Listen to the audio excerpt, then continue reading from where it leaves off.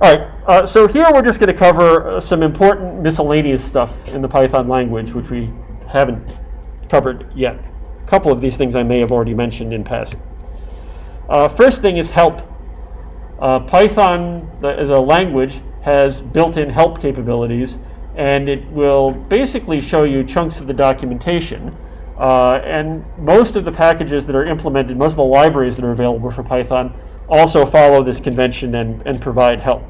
So if I can say, for example, help list, and it will give me all of the help documentation for the list class. So class list, the double underscore stuff we'll talk about later, but if we get down here, you can see there's the append, clear, copy, count, extend, index. So all those methods of the list object are shown there. So you can use help on pretty much any object in the system. Sometimes it will give you more useful information than other times, but it won't ever fail if the thing you ask for help on exists. Something to remember, because it's a lot faster sometimes than looking things up in the web documentation.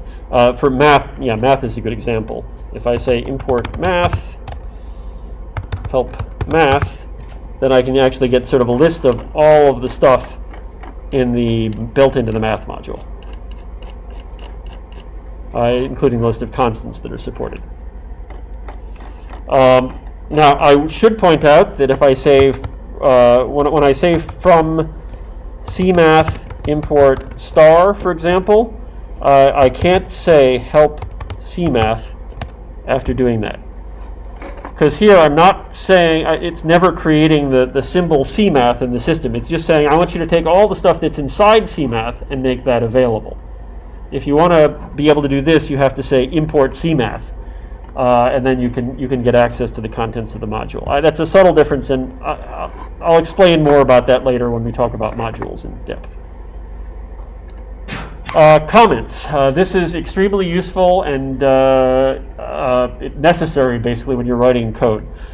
When you write programs, you should put comments in the programs. Now, if you're using Jupyter, you can make these markdown blocks, which I talked about in the last homework assignment. I can go over here and I can change my block from code to markdown. And then when I type text in here, it won't try to execute it as Python code. It'll just appear as text that you can read. And that's fine for documenting a Jupyter Lab notebook session. But if you're writing a program, you need some way of being able to put comments in the program to explain what the program is doing. It's a very bad programming habit to write a really long program and not put any comments in explaining what you're doing, because when you go back and look at it 5 years later, you probably won't, you'll have to sort of figure out exactly what you were doing step by step again. Or if someone else tries to read your code and tries to figure out what the heck you were doing, it would be very difficult. So you're encouraged to put comments wherever you can in the code. Anything after a # symbol on a line is considered a comment by Python, and the language Python just ignores it completely. Okay, so you can put anything you like after the # character and it will be ignored. The only exception to that is if the # appears inside a string, obviously that is not going to trigger a comment. That's going to give me an error. But if I put a # outside the string, I can execute that fine because it's just a comment. It's not something the computer is going to interpret. All right, built-in functions. So we've already talked a little bit about print. There's a couple of additional things we want to cover with print. Let's say I wanted to print, all right, let's do this.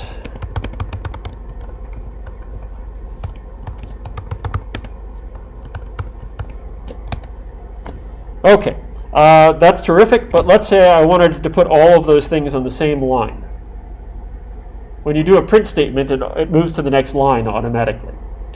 There's an optional parameter you can put in the print statement, which is called end, which will tell it what to put at the end of the thing that it prints. Normally that's a new line. It moves down to the next line. If I say end is equal to an empty string, then it will put everything on the same line. When you do print, you can also print multiple objects. So you could print I, and I time, we saw this already, times 5 and I times 10. You can put as many things in there as you like, and it'll print them all out in sequence. And they don't have to be the same type of object. They could be numbers, they could be strings, whatever you like. Range we already discussed. Enumerate is a useful shortcut. If we have, say A is a list of A, B, C, D, E, F, E, D, fine, E, D. All right, so A is now a list of values. If I say enumerate 8A, this again, it's going to create an enumerate object. But if we convert it to a list, it's going to basically count for us, right? So it says 0 is AB, 1 is CD, 2 is ED. And I could then, if I wanted to, say convert that into a dictionary. Alternatively, this is very useful in for statements. If I say for I, comma, j in enumerate A, and then print I, comma, j,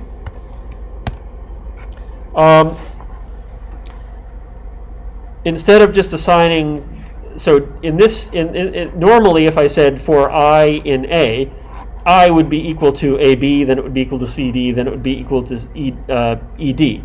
But what if I also want to count the objects? What if I also want to know where each object is, so I can do something with it? Enumerate allows you to get the count automatically along with the value itself. Okay? Again, this is a slightly more advanced syntax, which if you're just starting out, you may not want to use, but it's available. Input.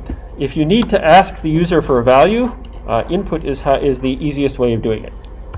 Let's say x equals input, the value. You can see when I execute that, the star stays there, it's still executing it, and I get this text box that appears, and I can put whatever I like in the text box, and now x is equal to whatever I typed. So you can use input to ask the user questions. In the Jupyter Lab session, it doesn't make as much sense because you could just say x is equal to something, and then the user could modify that x value themselves. But if you're running a standalone program written in Python, then you need to have some way of doing that kind of interactive behavior. We already talked about len. Len allows you to measure the length of lists or tuples or any other object. It'll also let you measure the length of a set or the length of a dictionary. So pretty much any object that has the concept of there's a number of items in it, len will tell you how big the object is. Max and min are functions which will tell you the maximum or minimum value of items in a list. So if I say max of range 9, it'll tell me 8. That's the biggest value in that list that I created. I could try max of A, and you can see I get ED. Okay, so it will also alphabetize. So if you give it a set of strings and you ask for the max value, it'll give you the furthest string from A in alphabetic order, or min will give you the earliest one. But if you have a list that contains a mix of, say, integers and strings, it won't know how to compare an integer to a string. It's also very important to realize, if you're a beginner programmer, that 10 is not the same as 10. Okay? This is an integer. This is a string containing a human-readable number 10. So that actually takes us to our next slide, which is type conversion. So each of the various data types that we've talked about so far has a function associated with it, which allows you to force some other data type to become whatever data type you want. So if I have the string 10, I can say int of 10, and it will convert it into an actual integer object.